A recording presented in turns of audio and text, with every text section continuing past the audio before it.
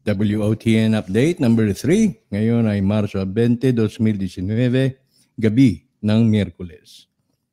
Ang laman ng balitang ito ay galing sa mga pinagkakatiwalaang sources.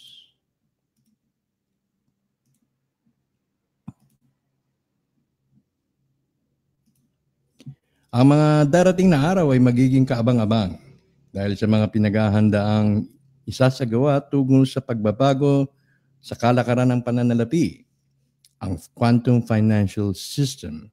Ang QFS ay tinatayang may papatupad ngayong darating na Abril 19, 2019. Ang QFS ay magbibigay daan para dumaloy ang pondo na magmumula sa Currency Revaluation or RV. Kung magkagayon, dadagsa ang kapirahan na siya rin namang gagamitin para sa pagtubos ng mga Zimbabwe boxes. May mga 20 mother boxes na Zimbabwe ang mauuna munang tubusin. Ang pondo'y manggagaling sa HSBC Hong Kong. Matapos ito, uusad na ang pagtubos sa iba pang mga items na isasagawa rin dito sa Pilipinas. Kaugnay nito, sa Germany, magsasara ng ilang araw ang isang bangko para sa isang systems change. Dito sa larawan, makikita na ang pagsasara ay itatakda sa Abril 12 hanggang 15 ngayong na darating na Abril. At dito naman sa Pilipinas, ang BDO naman ay magsasara rin ng kanilang electronic systems. Dahil sabi dito ay magkakaroon ng electronic systems upgrade sa darating na Marso 23 hanggang 24.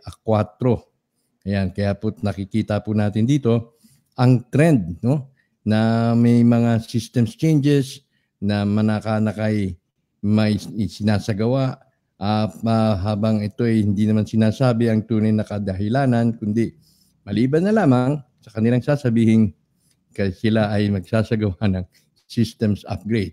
At siyempre, atin pong naulinigan na ang systems upgrade ay siyempre isa sa mga requirement para sila ay ma-qualify at ma-adjust ang kanilang sistema para dito sa quantum financial system, which is very apparent, although hindi po ito inaanunsyo ng hayagan. Sa kakadahilanan marahil ay ayaw nila pong maging magpanik ang publiko tungkol sa pagpihit tungo sa QFS. Hindi pa po natin batid ng lubos kung ano po ang dulot o ano pong may dudulot ng QFS sa ngayon. Sa kaugnay na balita, ang Union Bank of the Philippines naman noong Febrero 6, ayon dito sa article na ninalathala sa Philippine Star, ay naglunsad na ng kanilang ATM na Bitcoin o cryptocurrency ATM. Ito po ay matatagpuan sa Philippine Star /business. Hindi ko lamang po ma-share sa ngayon. Ewan ko kung bakit hindi ko ma-share sa aking screen, no? Gayunpaman ay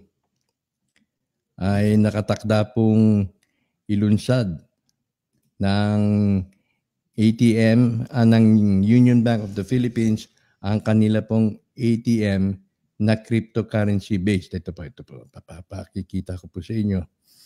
At ito po ay nagsisilbing indikasyon na tila tayo ngay patungo na dito sa cryptocurrency.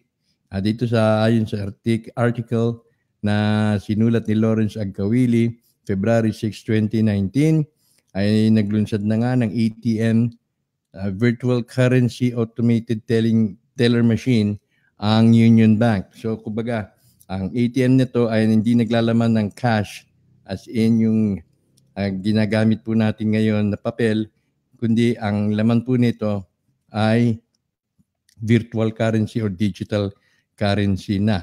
Sila po ay kauna-unahang bangko na naglunsad nito. Di umano, tila ay nandito sa bangkong ito ang biyaya no, na atin pong hinahintay. Baka nandito, baka nandiyan sa Union Bank. Kaya po tayo po'y mag-antabay, manatili po tayong maging hopeful na sa mga darating na araw ay unti-unti nating mabanaag ang pagdating na biyaya na atin pong inaasam nating lahat. No? Kaya manatiling nakantabay dito po sa ating channel sa Alien Hawk.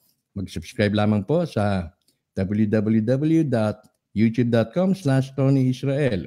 Hit niyo po yung subscribe button para po sa mga karagdagang updates na akin pong ipalalabas sa mga darating na araw. Magandang gabi.